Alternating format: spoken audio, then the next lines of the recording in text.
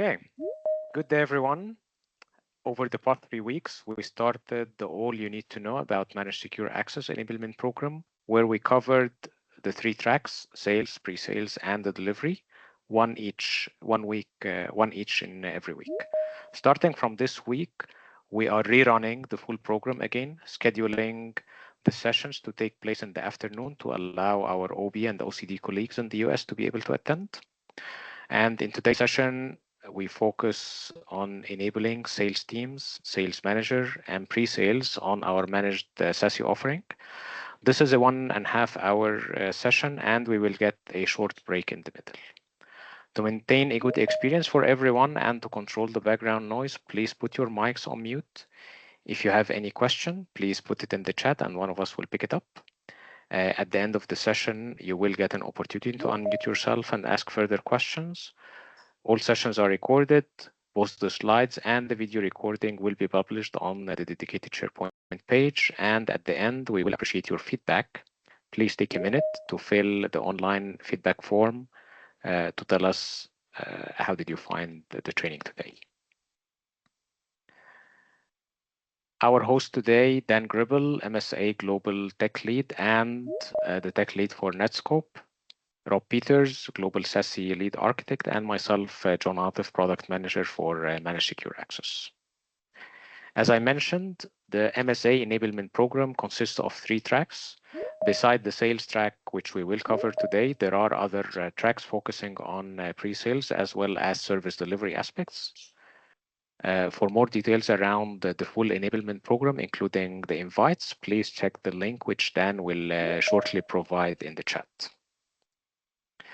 In today's session, we will cover 5 main topics: what sales needs to know about SASE, how to have a business-oriented discussions with customers using our unique business objective approach, what are the unique selling points that differentiate us from competition. There is a large amount of information, documents, videos. We will see how they are organized and where to find what. Finally, we will have an overview about the service pricing and the process to request discounts. So, where did SASE come from? To answer this question, we need to go a bit into the history. For decades, security have been built on the same principles used to secure physical or military facilities, where checkpoints were installed to separate between the different security zones, very similar to an airport, where one side of this checkpoint represented the untrusted world or the outside.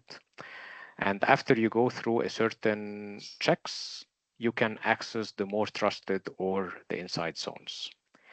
In the IT world, the inside zone is where companies trusted to store their data, applications, and where employees connected. When the cloud started to appear, enterprises tried to fit this existing cloud into the existing inside-outside model. But they started running into one issue after the other until it was obvious that this legacy security model is no longer fitting in the new world. Why is that? Because today employees are working outside the perimeter of a company. Applications have left the corporate data center and are now hosted in the cloud, and consequently, company data is now stored outside its perimeter. So the castles, which have been built for decades to protect users' application and data, are becoming empty shells. What actually happened is that the enterprise boundaries have shifted, and because of that, the attack surface of an enterprise has increased drastically. And it was clear that a new security model was needed. The promise which SASE and SSE brought was to move the security protections to the cloud to bring them as close as possible to the data and applications. This simplifies the architecture and improves the performance for the remote users who want to access data and application. I will say an oversimplified example, but it will help explain the concept. Assume a company decided to virtualize the firewall appliances they had for years and move them to the cloud. Beside the architecture simplification and the performance gains they will get, they will eliminate as well few problems like appliances, which needed to be refreshed every 3 to 5 years, the need to buy bigger boxes when the utilization increase, and a few others. Let's watch this 2 minutes video to better understand the problems and the benefits SASE brings. Businesses today are becoming increasingly digital and moving to the cloud. SASE is here to help. SASE, or Secure Access Service Edge, is a framework to help describe the convergence of network and security services under one cloud-based umbrella. You may be tempted to think of it as a new product category, but it's actually a collection of many existing technologies optimized for the cloud. Most organizations today rely on network security technologies that have been around for decades. They keep workers safe as long as they're inside a well-defined corporate perimeter. Now, however, as workforces become more agile and physically distributed, squeezing all of their data through a single centralized point, such as a data center, makes very little sense. That's especially true when you consider how many SaaS services the average employee uses every single day. It's not only costly to manage agile workers this way, it's also difficult to scale and causes latency and other bottlenecks that may lead to a poor working experience. As organizations look for better ways to keep their distributed employees safe and productive, the SASE framework provides a valuable roadmap to help remove complicated network gymnastics and intelligently secure users and their data traffic in the most efficient way possible. There are a number of compelling benefits for organizations to move to SASE, including the performance benefits of having users go directly to SaaS applications, the ease of use and transparency, revealing valuable insights about the network, device, and application performance, reduced complexity that results in faster troubleshooting and issue remediation, improved security built on a zero-trust posture that protects networks from lateral movement and ensures the latest patches are installed dynamically, less need for hardware upgrades, saving space, time, and cost, and last but not least, a far easier way to maintain centralized control of policies while easily pushing those policies to all relevant devices. So SSE and SASE covers 4 generic use cases. The first one is called Secure Internet Access, which focuses on securing users and devices' access to internet resources. So here we focus on access control, securing internet browsing, checking threats in encrypted traffic, and so forth. The Secure Private Access use case focuses on securing users and third parties' access to internal corporate resources by deploying zero trust network access principles. The third use case is Secure Cloud Access, and it focuses on... Can you go on mute, please? The third use case is Secure Cloud Access. It focuses on... Não tá. Não funciona nem o mouse, nem o...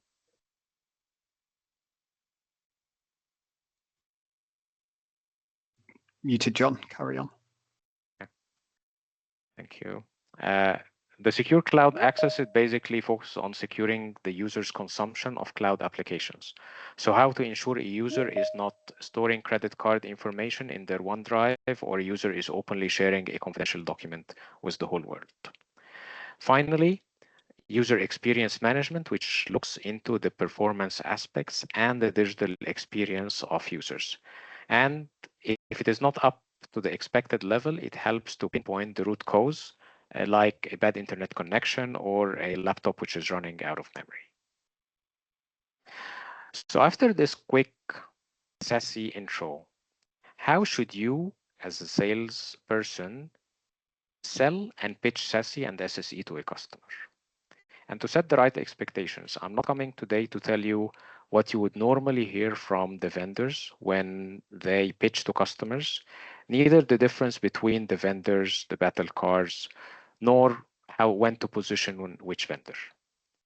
I would even dare to claim that our role as sales in Orange Cyber Defense and in Orange Business is not to sell technology, is not to explain to the customer how the Palo, the Netscope, the Zscaler, or the Fortinet solution work.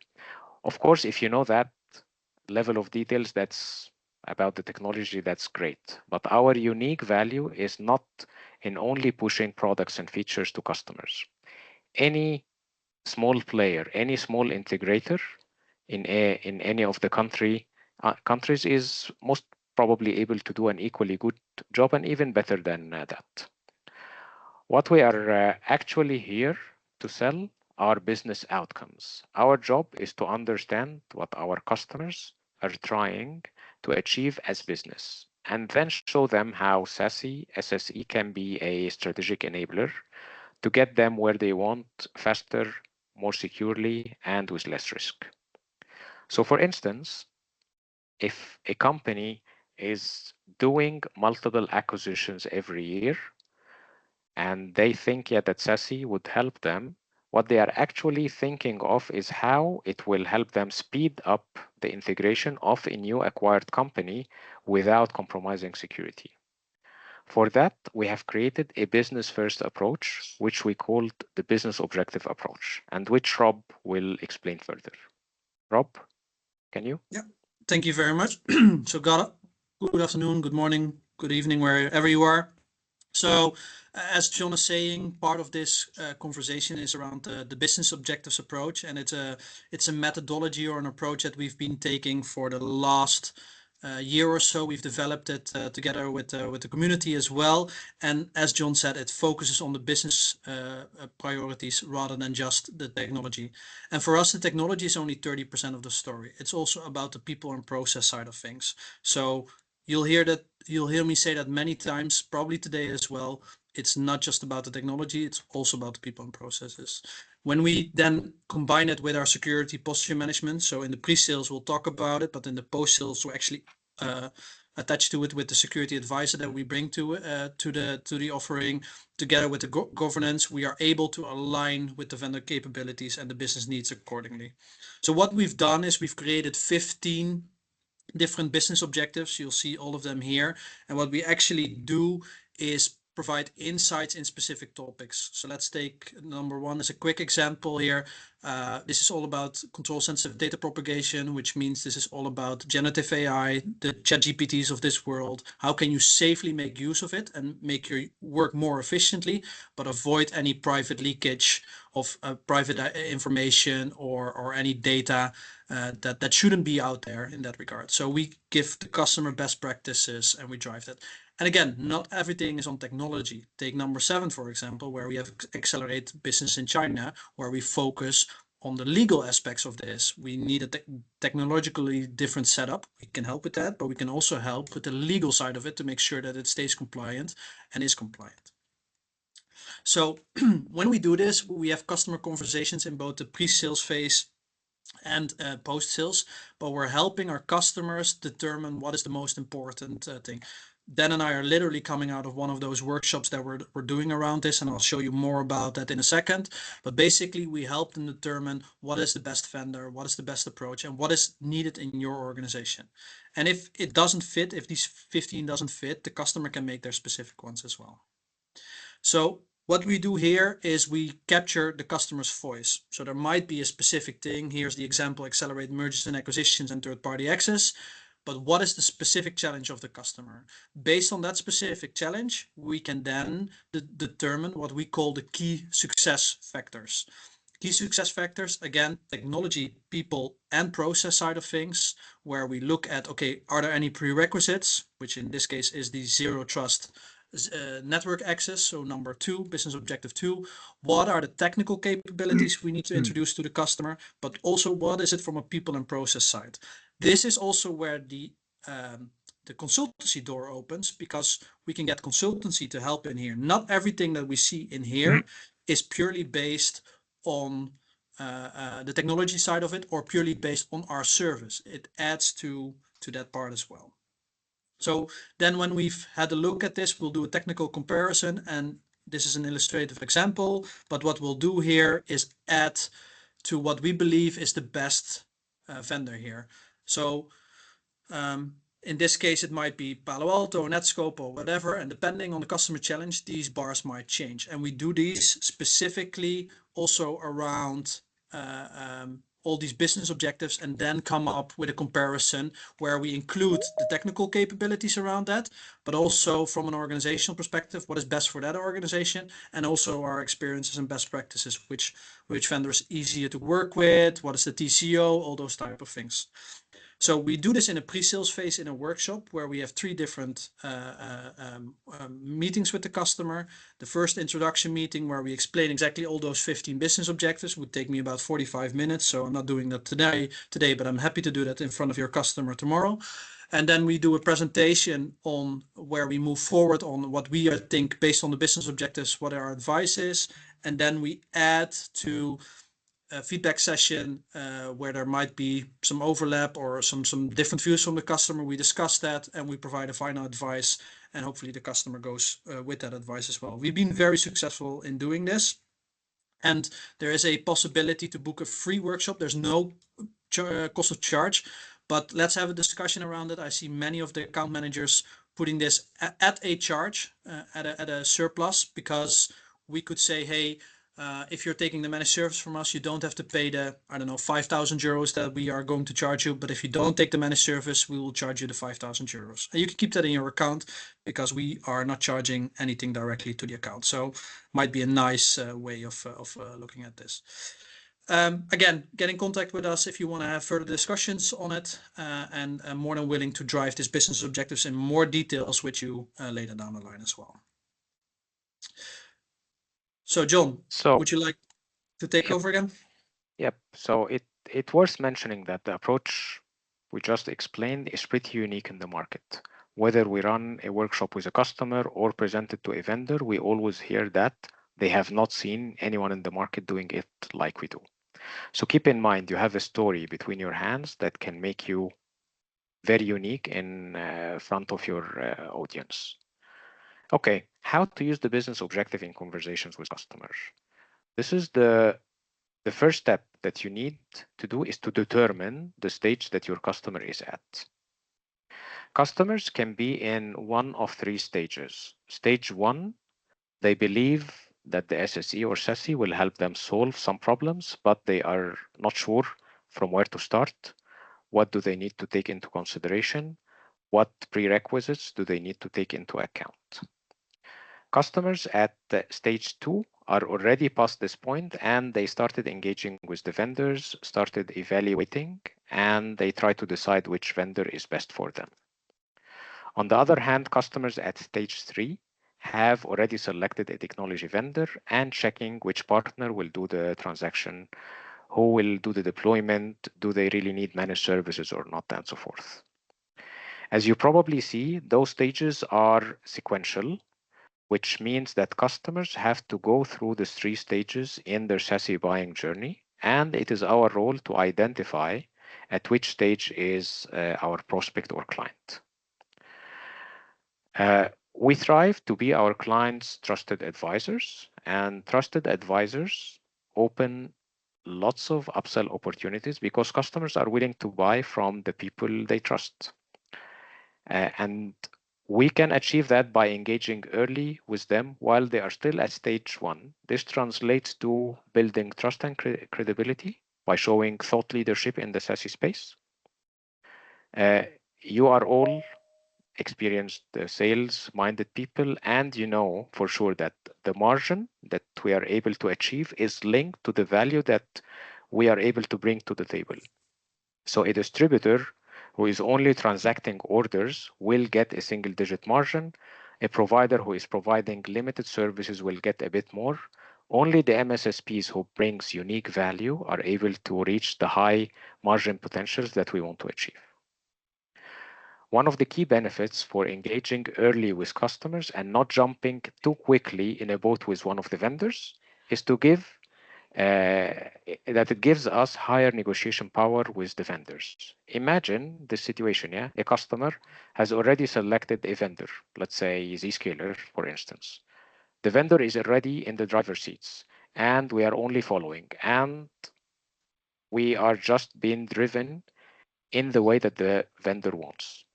In contrast, if you started having a business-oriented conversation without involving the vendor too early, we are in the driver's seat, and now When we go back to Zscaler, for instance, you are the hero salesperson who is bringing them new opportunities, and this is where they will give you protection, extra discounts, best partner award, and so forth.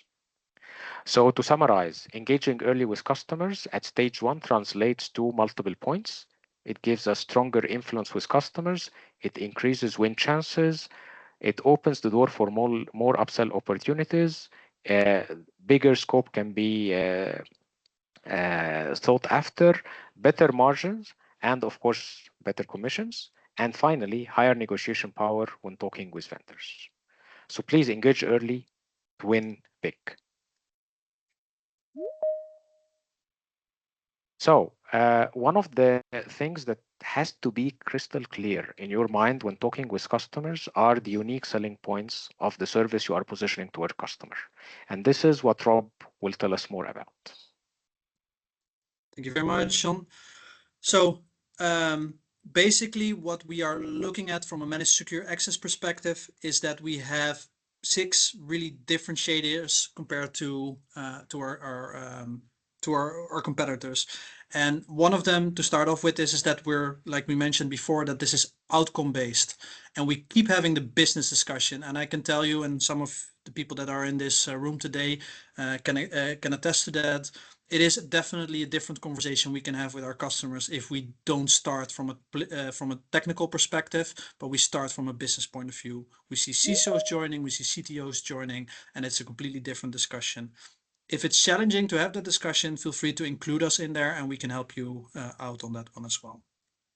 So secondly, we are vendor agnostic. So the service we set up is regardless of which vendor, the same service. This allows us to tell customers as well that they can switch, which is something I'm seeing more and more. A lot of customers want to jump into the SSE space right now, but are seeing, for example, Microsoft popping up.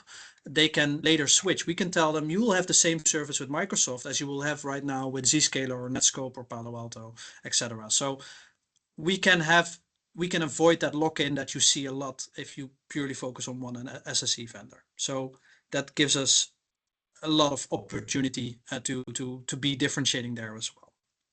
Then from a proactive perspective, the security posture management. I cannot stress this enough how much this resonates with our customers, but the secure posture management is the heart of our service in this regard, in this topic. What we have is a designated security advisor. So a person that is assigned to the customer, he will have 1 to maximum 3 customers himself, where he understands the customer from a technological perspective, so understanding their current environment, including the Zscaler solution or the Palo Alto solution, but also from a people and process perspective, what is the hierarchy, what are the unofficial processes inside of the organization, all those things to help influence and drive discussions much better. When we started adding the security advisors to our offering, we saw a massive increase in customer satisfaction. The added value of somebody that understands the customer and has ad hoc discussions with them, but also from a methodology perspective, which we will get to at some point as well, it's really invaluable. So the heart of this is the security advisor in combination with the secure posture management. It ends up being a people business after all, and not just a technology point of view only. OCD threat intelligence. So for the people that are not aware, we have our own threat intelligence platform where we have about 300 researchers looking at incidents of compromise inside of our organization. Well, not inside of our organization, even inside of the internet. With the OB connectivity, we see about 20% of the full internet. So we see a lot on what's happening across the world. And basically, it makes us a primary partner to also provide threat intelligence, which we add to our services. It's added to our SASE services, managed firewall services, all of our services where threat intel can make a difference. And we basically block all the malicious traffic that we're 100% sure of that it's malicious. And we keep that up to date on a well, minute by minute basis even. So it's a very interesting add-on where we will be able to tell a lot more about being differentiating compared to local providers or even to other MSSPs that don't have those capabilities. The solution that we have works towards a flexible operational model, so we can work with the customer's licenses. If they already bought that already, they can buy it through us and we will manage it for them, or we can do it in an MSSP type of approach as well. So there's a lot of flexibility around how the licenses are set up and how we can help them as well. And we also give advice in the pre-sales phase on which licenses to buy, how to fully make use of those licenses to make sure that you're not buying a Ferrari and only driving a bicycle. So in that regard, we're also constantly looking at those licenses approaches as well. Then the last part, and we've already mentioned this before, is around the business-oriented engagement, where we use the business objectives, which we already explained. And that is a really strong and powerful tool that we're using to help customers make decisions on where to go. So initially, when we started out like a year and a half with this, I would say 80 to 90% of the engagements were vendor-based approaches, while now we are at around 50-50 or maybe 60-40, where the engagements are more agnostic. Customer comes to us first before talking to the vendors. And I see a lot of customers talking to vendors and have no idea what they need to do now. All of them look great, sound great, seem to do what they want to do, but what is the real value of that one? So we really want to drive this from a business perspective. And from what we see and hear, also from an MSP point of view, we're truly unique in the market with that approach as well. So if you take anything away from today's lesson, please use the business objectives and let us help you drive that conversation with the customer. So as mentioned, we do have, while we're vendor agnostic, we are focusing on specific vendors because having all the vendors in our portfolio would be just too much. So the main vendors for us are Zscaler, Netscope, Palo Alto. Fortinet is in incubation right now, so we are accepting Fortinet opportunities, and we have the factory ready to produce as well. But we are still waiting for our first customer to go live on that. And then Microsoft is in our roadmap. We're expecting Microsoft to go live with a solid enterprise solution anytime soon now. Yes, it's already in the market. No, it's not enterprise ready yet. So we're still waiting it to be fully ready to be able to be scaled more than 2,000 users, for example. And then once that is the case, we expect Microsoft to take a big chunk of the market around this as well. So we separate the technology from our service layer, which will have the same look and feel from that perspective as well, as mentioned before. Then I mentioned to you that we created what we call the Security Advisor methodology. And this is a methodology where we have a monthly, quarterly, and annual approach. The monthly security governance meeting is all about showing what we've done already before. I'll come back to the reporting in a second, but also adding thought leadership and proactivity by suggesting new ideas to see, hey, we saw something in your environment. We might want to further investigate it. We might want to make some changes to the environment. This is the change I have in mind. We have it already. You just need to approve it. Are you okay with this? This is the risk. This is the benefit from it. So are we going ahead or not? So really driving this from a proactive perspective. On the quarterly security review, we do a full checkup of the tenant as well. So there's a full technical inventorization if everything is still according to in the right place, put in the right order and the spots, no duplications, no misconfigurations, etc. As this is a co-managed service, customer could be doing things in there without communicating to us as well. So every 3 months we do a full checkup, besides adding more ideas to it, and we open up all our ideas to the customer as well. So on the monthly, we give a perspective here of these are the ideas that you can handle on a monthly basis. On the quarterly, we show them how to drive this and what we want to go as a roadmap in the next couple of months. From an annual perspective, we do something that's quite unique as well. We also do compliancy audits. So we add to the conversation which compliancies the customer needs to adhere to. And then for the critical security controls in, for example, ISO 27001, PCI DSS, HIPAA, and some others, DORA, we add the transactional logs and we anonymize them where needed to make sure that they have all the data that they can do to get the challenges on the audit as well. So we help them get the input for the audit. That's basically what it comes down to.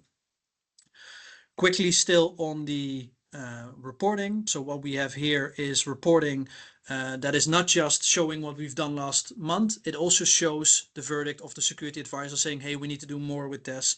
Hey, we need to do more with that. So there's a verdict system in here that proactively says, okay, we saw this. It's not a security issue. It's not a P1, but it's a medium maintenance type of thing. Let's start picking that up. So this reporting also includes a to-do list or an action list to say, okay, we want to pick this up, the customer needs to investigate this, we want to inform this user, etc., etc. So there's a whole bunch of smaller to-dos that we use to keep track of it and keep it proactive. Again, proactive and thought leadership is very important in that regard. These examples, by the way, and this is the quarterly security review. John will get back to you on the MSA side later down the line. But basically, this is these documents, these examples are available on our microsite, so you can share them as an example towards your customer. This is anonymized real life data from our customers, and we've been driving this for a while now, and it's been very well received by our customers also. I'm going to quickly go over this one because I kind of already started talking about the security, over the threat intelligence already, and I'm also running a little bit out of time here. So what I'll do is I'll skip this slide around the threat intelligence, including this one as well. And it's all about what I just said, making sure that they have those threat indicators into the environment. Yeah, as I said, we're part of an overlapping set of teams, including the vendors teams that see these things and block them accordingly. And we have set up policies around this inside of the technology in order to help the customer move forward. And if there's any threats that are being seen here, it's automatically blocked, so nothing is being communicated to the malicious intender anymore. Dan, can I ask you to give us some insights on the delivery model and working with OB? Yes. Hello, everybody. Good morning, afternoon, evening, wherever you're from in the world. Thank you for joining us. I'm just going to spend a little bit of time talking about the delivery model for MSA. So we obviously have a operational model for MSA. It's slightly different that you might know from other services, from global operations like managed firewall, etc. In the fact that we deliver it from global SOC. Okay, so it's a global service line with a couple of SOC hubs involved. We have EU and non-EU engineers, but we all work out the same queue, same way of working, have the same SLAs, everything like that is exactly the same across all the hubs. As I said, one queue, so we all work in service now, and we basically using that to leverage all skills and expertise from around the global SOC. We can deliver it from purely EU-centric if we need to for data security controls, but as you'll see in the pricing calculator later on, it can be a bit more expensive to use EU. So our sort of default, if possible, is to go down the global route. If we look at this slide here, it shows basically the direct market customer journey. So this is where things differ between going direct to customer and with OB involved. So we'll just spend a bit of time going over orange and then the OB part. As I said, the operational model is the same regardless of the channel. From direct market customers, we have customer administrators. We have a service desk internally to the customer. The customer has an internal service desk that provides the end user support. Okay, so we should never be directly doing end user support, end user troubleshooting. They should do that internally before coming to us. Once they've done that, the service desk will then reach out to us via our portal or phone our service desk for P1 and emergency changes. Okay, we do also offer e-bonding. Just go back. Sorry, yeah, I'm nearly done. Too quick. We allow e-bonding, so we can directly integrate into some of our customer ITSM tools. However, this does need to be scoped accordingly and early on. There is a landing page which John will share in the chat for you now with more information. I've already done that. Then thank you. Oh, brilliant. No. Thank you, Rob. There's also a security advisor within Orange that is customer facing role. And basically, as Rob said earlier, that is to provide that proactive security posture management. It's based out of one of our knowledge hubs, and we usually try and do it as close to customer as possible. and it's usually a senior level 2 or level 3 expertise. Again, if it's an EU data sovereignty customer, that security advisor will come from the EU itself, and then wrapping that all together is the governance layer, which is our SDM. So we have a pool of OCD CSMs if you don't have any local, if you don't have any local in country. Here is just a quick overview and visual representation of all the global SOC hubs and what technologies they support. So we have an OCD service desk, sort of providing level 1 triage in Sweden and Mauritius. And then we have our hubs for each technology. Here, just remember that not every hub delivers every technology, but we do have pools of center of excellence, including Egypt and India, to help us provide our 24/7 coverage there. Yeah. Just a quick add-on on the service desk. So this is different than the OB service desk, which is basically level 0, level 1, a pass-through to the different resource groups. The OCD service desk really does their own triage, so we cannot skip them inside of this chain. Dan will explain more about that later. But so the level 1 service desk in OCD can be seen as a 1.5 or even a 2 compared to the OB service desk. Just to keep that in mind from the OB employees that are here today. Fantastic. Thank you, Rob. If you could just move to the next slide. When we're going indirect, so with OB, there is that slightly different customer journey. The delivery model stays exactly the same. We have the same engineers, same queues, same quality, same SLAs, etc. But the big difference here is that we have the Orange Business Service Desk in between us and the customer. There is e-bonding in place between Orange Business tooling and our tooling. However, that conversation does need to come up early and to be scoped. There's also the consideration of the change in landscape in OB infrastructure. So obviously OB are moving to new tools. So we need to have them discussions early on to make sure that we have enough time to set this up and have e-bonding in place for our customers. Okay. There are 2 governance roles here. We've got the SDM from OCD and the Global Success Manager from Orange Business as well. We'll explain that a little bit more in the next slide. So, fantastic. Thank you, Rob. So as I said, there's 2 governance roles. We have the SDM in OCD, and that is basically looking after the perimeter of the security services. They're there to ensure that we have a governance layer across all of our services within Orange Cyber Defense. So they may have multiple services with us from CSOC and our SOC services. So the SDM internal or OCD side is there to govern all of that. We then obviously have OB services as well. And if they do have that, then the CSM is positioned. Okay, so they are the clear demarcation point between the customer and their roles and their technologies, and then our SDM covers our technologies there. We also have a OB cog, which is basically our customer operations handbook. So this is a bridge of all the services together. There should be one cog for the customer, which also includes our OCD operational handbook. So that should all be inside the cog.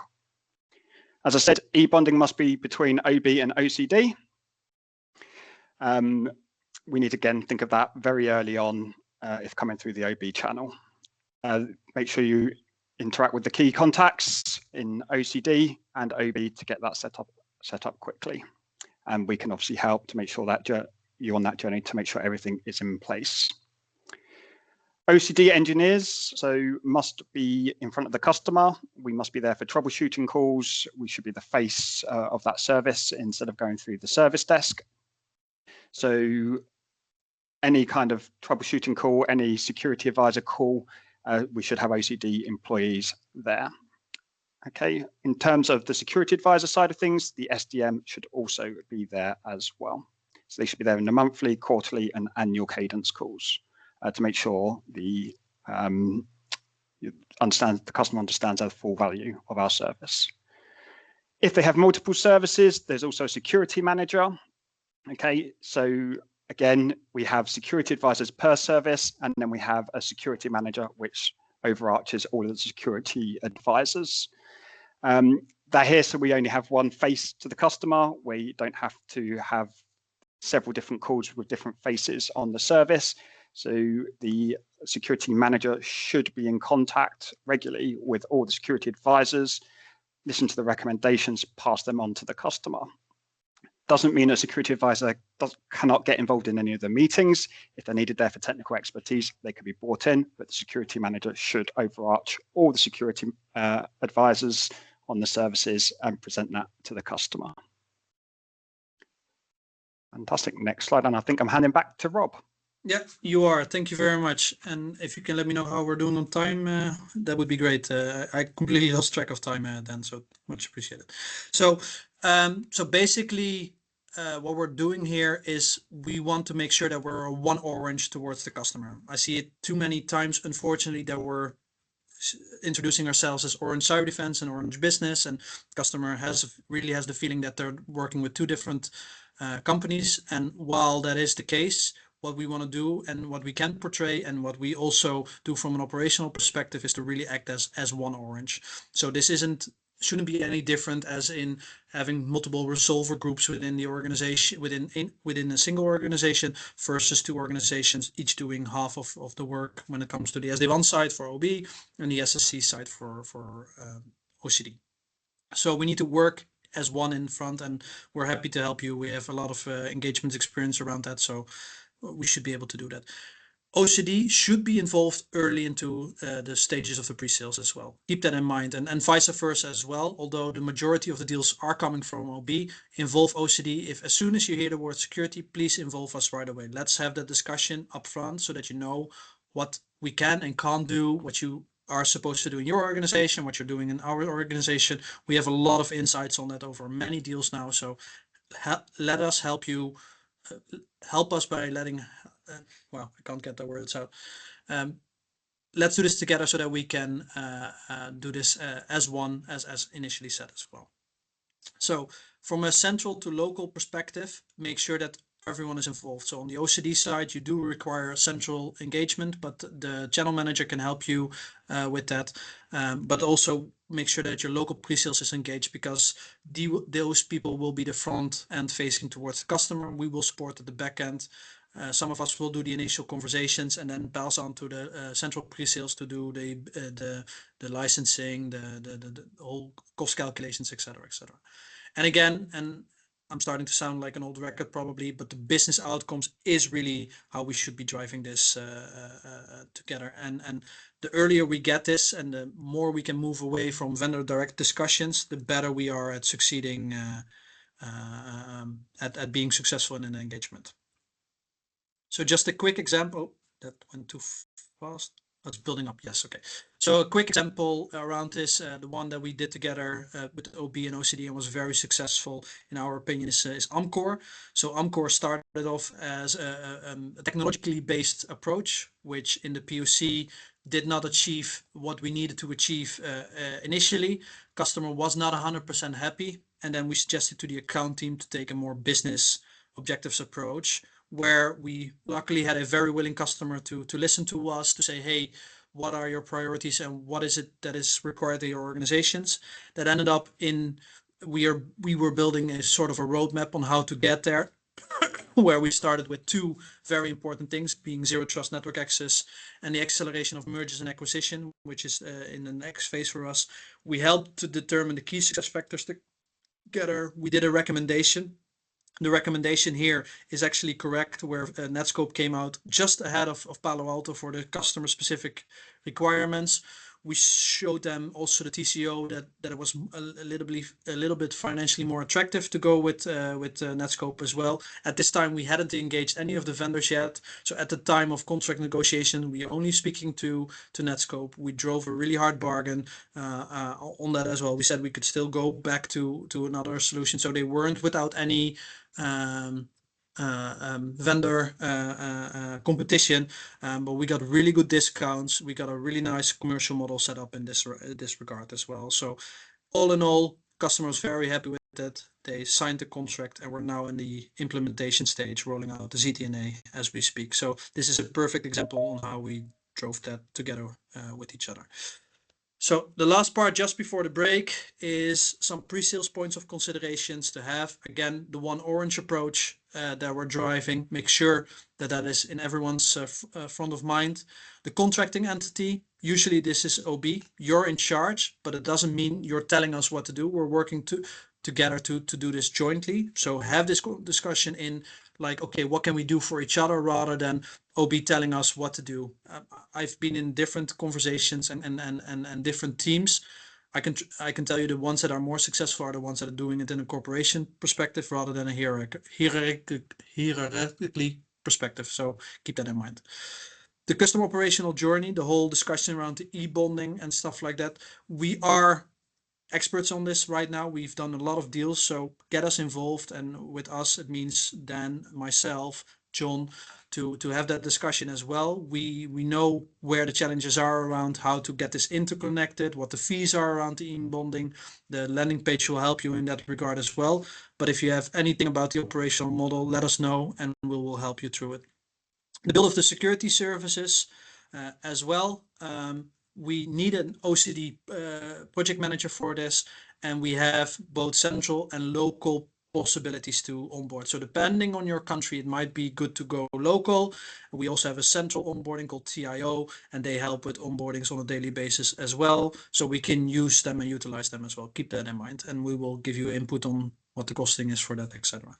The governance, as Dennis already mentioned, the SDM needs to be alongside the OB governance roles. So make sure that the SDM is customer facing as well and help drive the discussion from a security perspective. They're trained to be proactive on the security side, which is a very important point in that regard. We own the security and the customer pricing. So we have a discount approval process. John will explain it later in this enablement session, but we own the pricing. So we can give you insights on the margin, but the margins are given from OCD's perspective, and they're higher than what you expect. Also, that is something we'll come into why that is the case. So don't drive the discussion on a pure margin basis, drive it on the value perspective. Again, position the security manager if you have multiple security services in scope, and very clearly from an evolution perspective, be aware for both OCD and OB, for every deal with OB, evolution platform needs to be positioned first. It's a strategic approach from OB, and it really needs to be included into the offering. So keep that in mind. It's a must-have. We need to drive this. If you need support on these positioning, on how to position evolution platform, reach out to your local OB channel managers. So for OCD specifically, we have interlocks with OCD and OB channel managers. They are trained on evolution platform. They know how to position it, and they can help you include this into the offering and making sure that MSA fits on top of that as well. Be aware that OB has invested heavily in evolution platform, and it's a strategic asset that we can both leverage, so both OCD and OB, and we can use this in 2 use cases so far. So managed firewall is one of them, and security service edge, so the SSE, so the SASE part, both of them are deliverable on EVP as we speak, and we're rolling out the required vendors at this moment in time. So start by doing it. Then last but not least, if there's any deviations, because it's never going to be 100% standard with none of our customers, I've never seen that anywhere, make sure that we document and get those deviations approved. There's a email address called sasevalidations@Orange Cyber Defense, and we will support you in driving them if they're for the right reasons. Otherwise, we will challenge you accordingly. But any deviations need to be recorded, documented, and approved. So now we got to our break. So we have a 5-minute break in between. It was a lot of information. Maybe you need to digest, or as me, take a quick drink or something like that. And we will be back in 5 minutes. Thank you for your attention so far, and talk to you soon.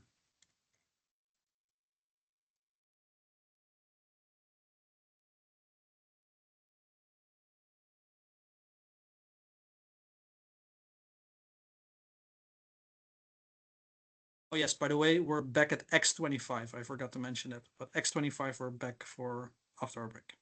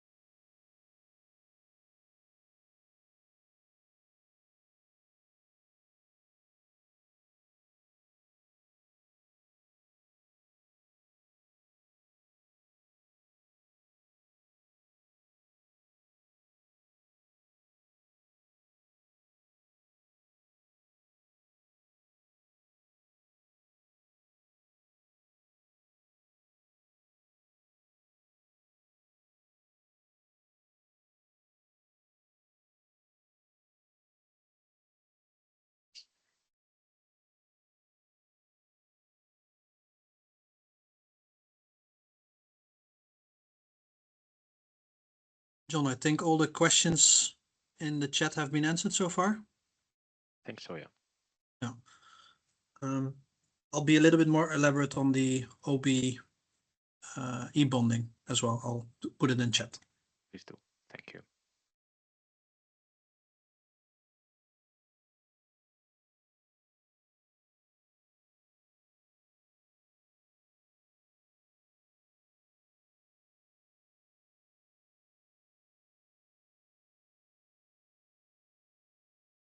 So break is over. Let's get cracking once again. So far, we have covered what is SASE, the unique selling points, the business objective, and now it's time to see where to find what information. Where to find the different collaterals. The MSA microsite is your one-stop shop. This is how it looks like, and Rob will be putting in the chat the link for the microsite, or Dan. Rob or Dan, please do. So the microsite contains the most up-to-date product collaterals, and it points back to every document, every presentation, training that has been created for MSA, including those all that you need to know about the MSA. To navigate the microsite, this is what you need to know.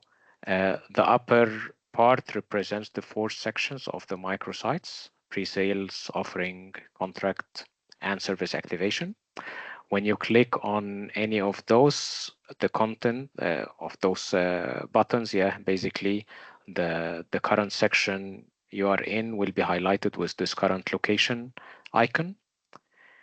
In each section, you will find shortcuts that would allow you to quickly jump to the content that you are looking for. And the actual content will be shown in the content pane. Basically, this is a long page, so please don't forget to scroll down to see the full material. On the right side, you will find the latest news, and here you will get the latest blogs and announcements and so forth. So now let's take a minute to navigate the microsite and see what I was just talking about.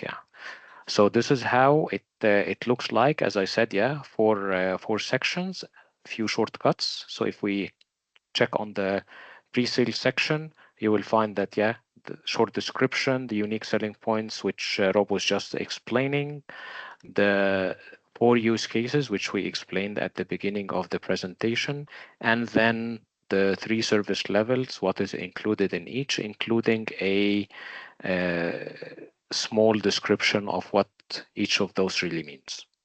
If we go to the offering tab, and maybe we jump to how to present to customers.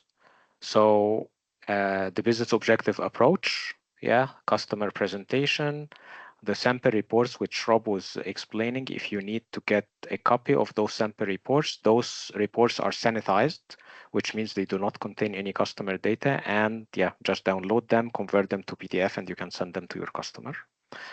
If the service description can be downloaded from here, and as a reminder, it's the same service description across all vendors. For all vendor specific topics, they are covered in what we call a vendor exhibit, and which you can find here. For the pricing part, you can download the pricing calculator from here. If you would like to, we will have a pricing example later during today's presentation. If you would like to pre-download the pricing calculator and walk through the pricing example with us as we presented, feel free to do that. You will find here as well a detailed guide step-by-step how to use the pricing calculator if needed, if this is your first time. Any special pricing approval rules can be found in here as well. And here you will find the list of pre-sale of vendor SKUs that we support as part of the service, and in the pre-sales track we will dig into that. If we go to the contract section, these are the contractual documents that are included as part of any contract, and this is where you basically need to get the statement of work. Templates are there in the pre-sales track. We will go in the details of those, the service description, the vendor exhibit, the scope and commercial term, and the operational environment. So those represents the contractual pack that the customer needs to sign. And on the right, this is where you will find all the news. Okay, so we announced today the MSA AI agent, which I will cover. The recordings of those sessions are here. The pricing calculator, the trainings, the release notes, the business objective. Yeah, everything can be found here. Yeah. Okay.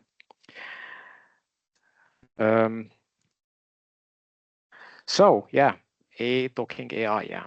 So navigating through all those documents and knowing which information is included in which document needs time. And this is where the digital AI sales assistant can help. We have just released the first product AI agent, which is built to accelerate the day-to-day work of sales and pre-sales. It is different from any generic AI agent, ChatGPT, and the like, because it's purpose-built for MSA. It runs on top of the microsite, and it uses the different documents, different spreadsheets, presentations, trainings, blogs, analyst reports, as well as its knowledge base. MSA AI agent is now live. Please check the announcement blog, and then if you can put in the chat the link for that, and you can basically start playing with it. So let's take an example. Let's say you have got a new customer opportunity and you would like to know how to price MSA. As any AI agent, you start first by a prompt or a question. So here the prompt was, I want to generate the pricing for an MSA customer, guide me. And the agent will go and check the different information in its knowledge base and will provide you with the 10 steps that you need to follow. It will provide you with the location from where you can get the pricing tool. And most importantly, it will give you the references that it used to answer your question. So in this case, it relied on 2 SharePoint pages. So as you always hear, AI can do mistakes. So please always check the references before you base your decision on the output of the AI agent. What else can the MSA AI agent help you with? It can help you to answer questions related to MSA products and features. So for example, does MSA cover end user support? So Dan answered this earlier while he was talking, and yeah, the AI agent says it does not. Okay. You can use it as well to provide some market figures and trends. So if you would like to check, ask it, what is the latest Gartner report saying around the market size and stuff like this? It can help you answer some of those questions. If you are new to some of the concepts and you would like it to explain, yeah, tell me, for example, what is zero trust? I'm a salesperson, yeah, new to this terms. Yeah, it can help you explain what the common concepts. And it's pretty focused on SSE and MSA. So if you start asking it things like, okay, how to cook my dinner or stuff like this, it understands that it is not a kitchen appliance. And basically, yeah. And it can have, you can ask it for jokes as well, yeah. Anyhow, as I said, the MSA agent is now released. Stay tuned, and you will please start using it as we go. So now the topic that is very important for every salesperson, pricing. As we start talking about pricing, do you see any similarity between a car dealership and Orange Cyber Defense? So apart from the fact that I like cars and I like Orange Cyber Defense as well, but the fact that both a car dealership and Orange Cyber Defense, sometimes we sell ready-made products by others, exactly like a car dealership. But as we explained at the beginning, selling technology or cars isn't our real differentiator. This is not what will make us grow or achieve the profitability ambitions that we are after. Before we start doing actual pricing, I will first dig in the 4 commercial models you would normally see when dealing with SASE and SSE. As we explained, when building MSA, we created clear separation between the vendor subscriptions and the managed services that run on top. If we are selling the vendor subscriptions without any service on top, this is model 1, which is pure ERS, equipment resale. This was the main model that was used before we had MSA. This is similar to selling a car to a customer.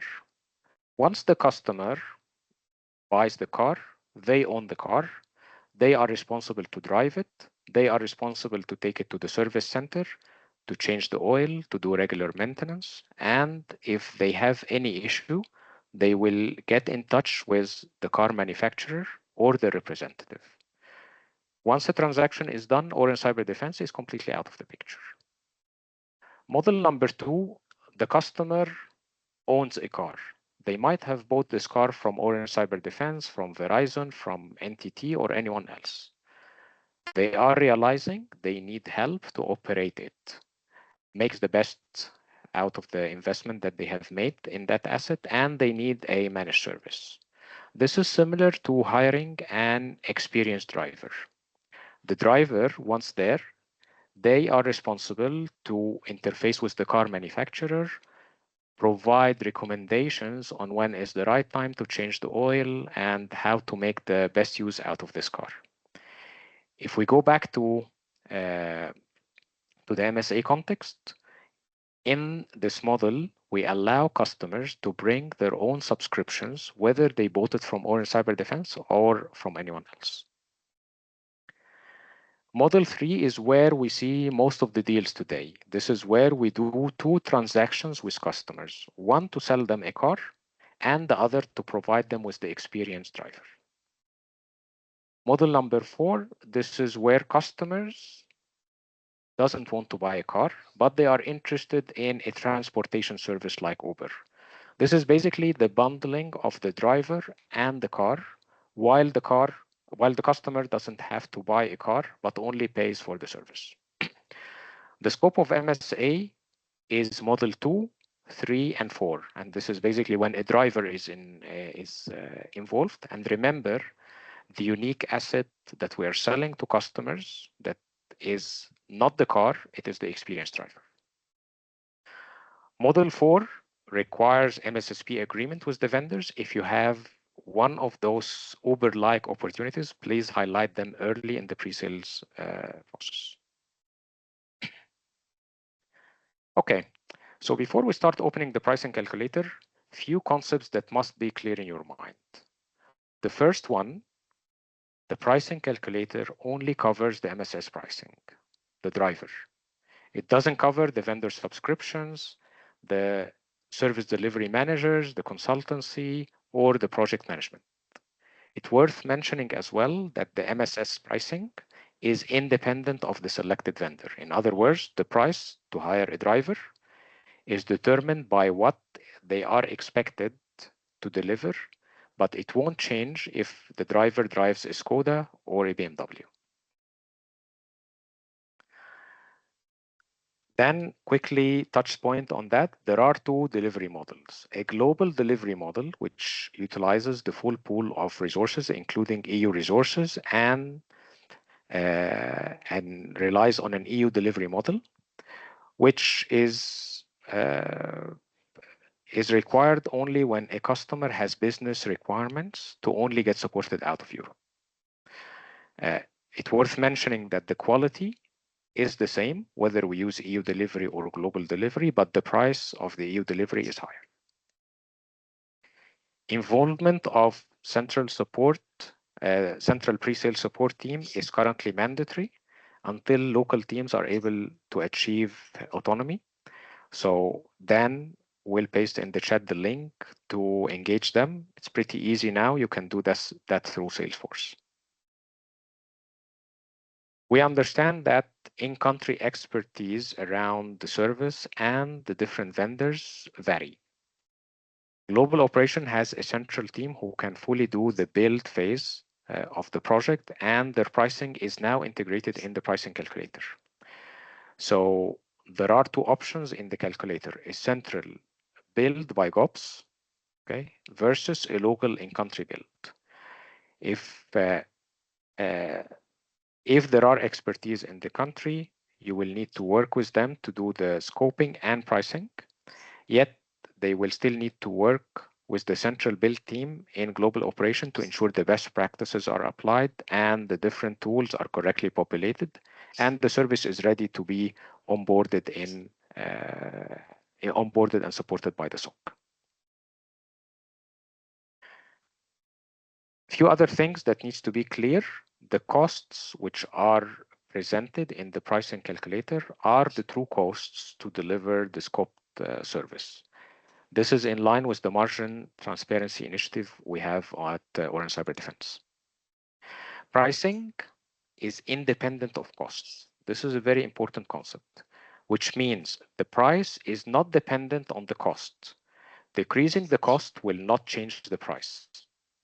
The MSS pricing has been benchmarked with external entities and it has been validated multiple times in all the opportunities we have worked on. In fact, what we see is our price is slightly below the market price. So it's worth mentioning that we have lost some MSA opportunities. This is a fact. It's a fact, but none of them was because of pricing. So be confident that the MSS pricing is aligned with the market, even if you see 50 or 60% margin out of the calculator. This does not mean that you are overpriced. It does not mean that you are out of the market price. And accordingly, avoid a cost plus margin approach, please. For instance, if you come back and say, I need approval to bring the margin down to any number, unfortunately, this indicates to the approval team that we have not positioned the value of the service and we are just shooting in a dark room. Please avoid this approach of cost plus while selling. It destroys value, it leaves money on the table, and it does not help us to achieve OCD ambition around managed services as a profitability growth engine. We like to provide discounts as long as they are justified, and it will, as long as it will help us to win a deal. Requests like what is the maximum discount that you can provide on top of your service does not constitute as justified discounts. We remind you that our sales needs to determine the amount of discount needed to win each and every specific deal. This is the managed service price, and as you can see here, it depends on the number of users that the customer has. There are 3 service levels: core, standard, premium, and basically the price per user per month decreases as more users are enrolled as part of the service. It's worth mentioning that small deals which are less than 1,500 users, they are presented to customers, they should be presented to customers as a lump sum price, which is valid up until they reach 1,500. If you try to divide that by, I don't know, the price per this lump sum by 500 users, the price per user per month will be super high and it will just scare the customer. So don't position, in case you have a small deal, don't position a price per user per month to the customer, positioned as a lump sum, please. 7 pricing tiers, and as you can see here, the vendor is not a factor. So this is the price of the driver, and it is independent of the vendor. So this means that if we are positioning a standard service level for 5,000 users, the price will be 1.5 euro per user per month, whether this is on top of Palo, Netscope, Zscaler, or Fortinet.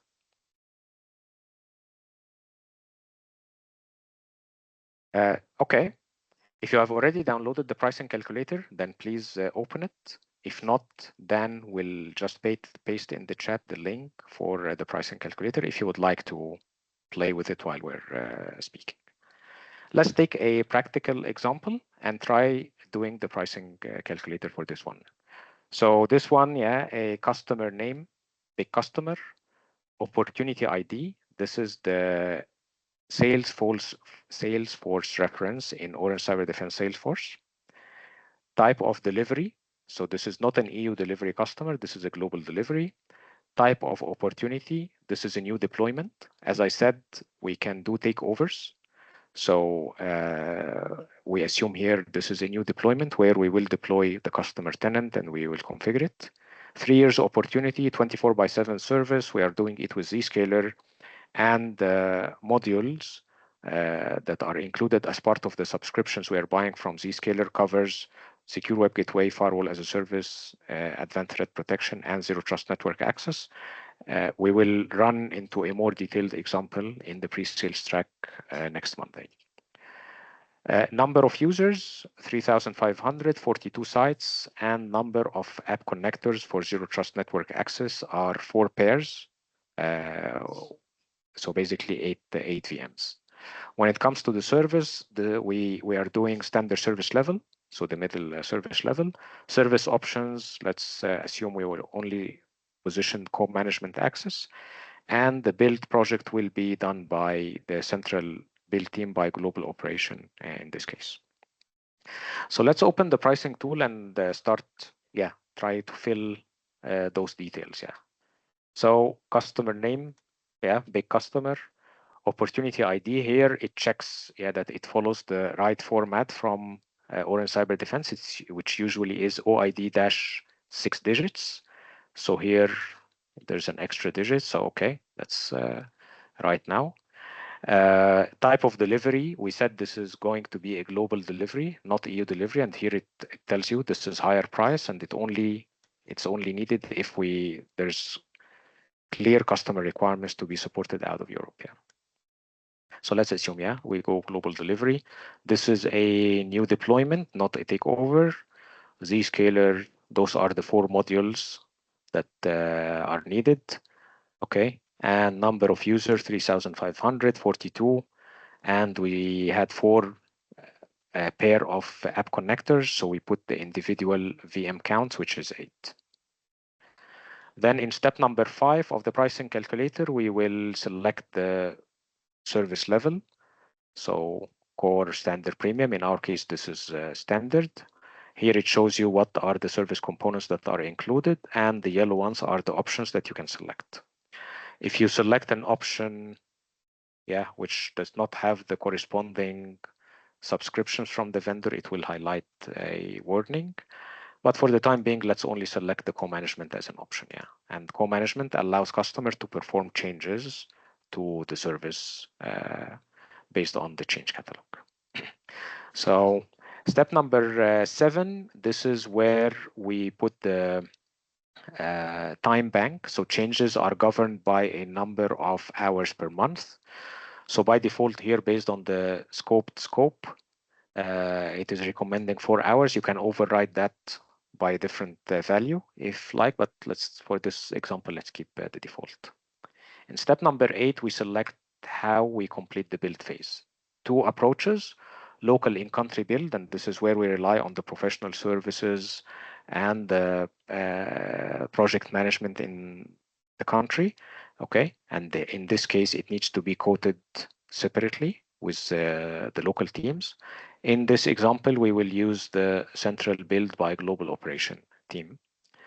And here we need to provide how many months is the deployment phase. We assume here it's by default it's 3 months. If it's a project which has other dependencies, basically please put here how many months. It has a small influence on the build costs, or the build price, sorry. If there are users included in China, yes or no, please mention that as well.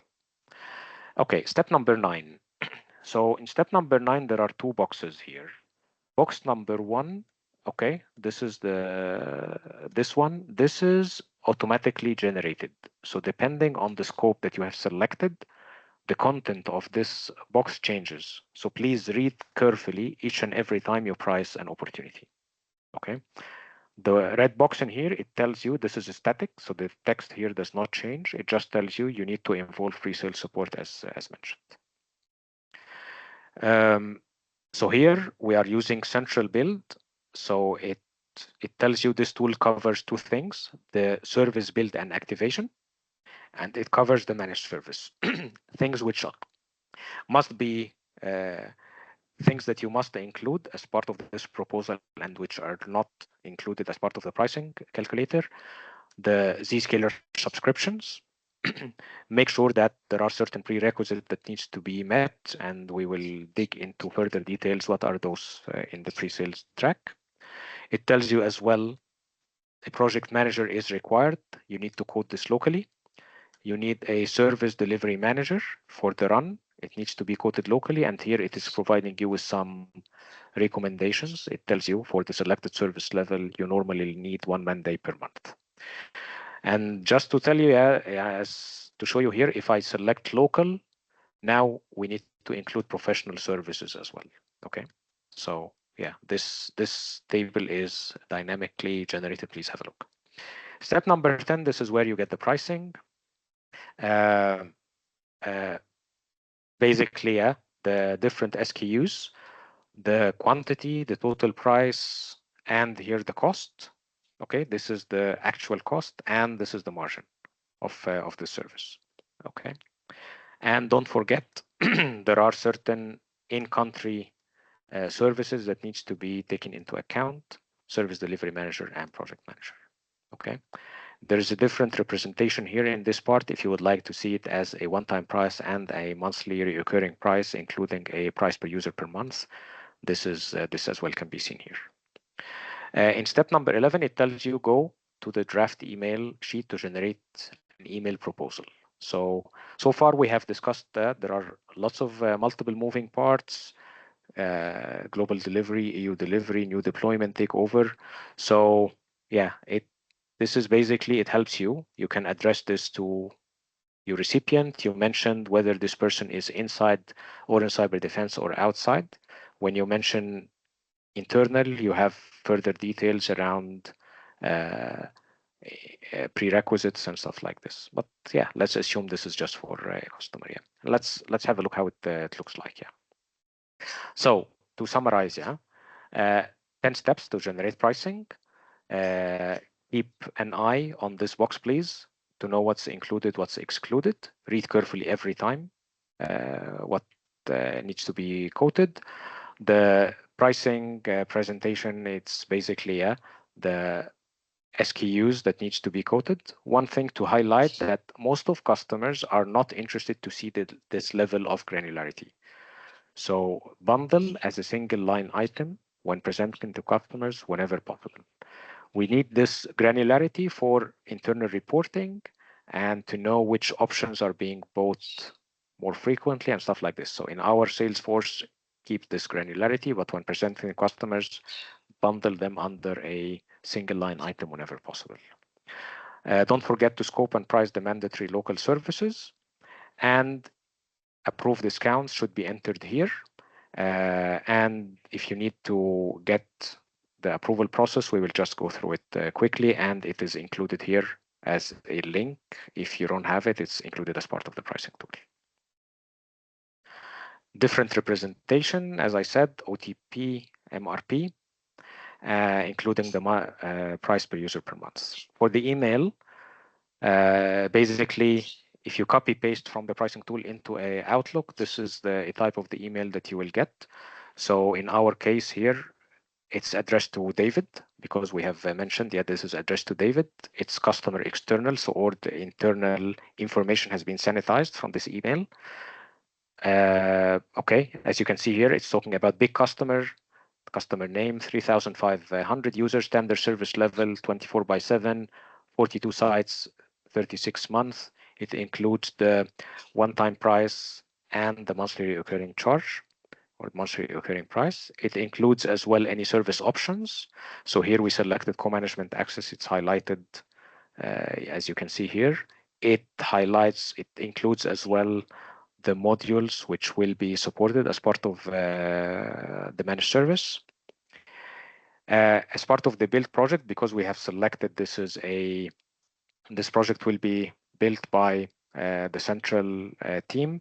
It includes highlights what is included as part of that. Yeah, project kickoff, HLD, LLD, how many weekly follow-up calls. Yeah, read this carefully. Yeah, And finally, it contains any prerequisites or caveats. So here we assume that the prerequisites will be met by, so here, vendor support, and it states clearly that the service does not provide end user support. Okay. Although I said before that we are pretty confident that our pricing is well aligned with the market and we have not lost a single deal because of pricing, there are situations where we need to provide discounts. Like the customer told us about their budget. We are in a BAFO stage and the customer requested a specific sign-in discount. So we love justifying discount and we are happy to help whenever needed. This is the process. And then if you can put in the chat where to find this process. Basically, it says here, yeah, this is what you need to do. Okay, and these are the level of discounts which requires approval. Okay, and please, this is just a snapshot of the approval process. Always go back and refer to the source of the documents as it frequently changes. Pricing and discounting is a very powerful tool that has direct impact on the top and bottom line. Increasing our revenue by only 1%, whether this is by improving our prices or offering less discounts, can have a 10% improvement on the bottom line. Yeah, just do the math here. So use discounts whenever it is needed and whenever it is justified. All what we have discussed today around the pricing can be found in the MSA pricing calculator step-by-step guide. You will find a link of that in the news column in the microsite, and if you can paste the link, that would be appreciated as well. You will get the presentation. We have collected for you all the links we have been pasting in the chat today in a single page for all the links that you need to bookmark. After the session, I will extract as well from the meeting report all the OB attendees and will liaise with our OCD SharePoint owner to give them access. One of the feedbacks we received after the path run of the sales track was the need for more customer cases. We highly appreciated the feedback, we listened, and we acted. During the upcoming international monthly call, which Medina runs, we will cover a strong customer case, an MSA customer for Financial Conduct Authority in UK. Hear it firsthand from Shandus, the account director who closed it, and where he will cover who is the customer exactly, what did we win, the key success factors, the main challenges, and what could have been done better and other lessons learned. If you have not signed up for the International Monthly Call before, this is your opportunity. Either get in touch with Medina or sign up using the link which will be pasted in the chat. The invitations are open to both OB and OCD. I take this opportunity to remind you of the remaining sessions in the enablement program. There is still a weekly session over the coming 2 weeks. The next session on next Monday will cover the pre-sales track, where it will be more focused on opening the main documents for MSA and understanding what's written in them. We will open the service description. We will basically see how it is vendor agnostic and how to check the vendor exhibit and see how we handle the vendor specificities. We will check the change catalog, the sample reports. We will go through more advanced pricing exercise, and we will cover as well the content of the statement of work and how to customize it for each customer opportunity. This brings us to the end of our session today. We would like to thank you for your time, active participation, and we hope we have learned something new today.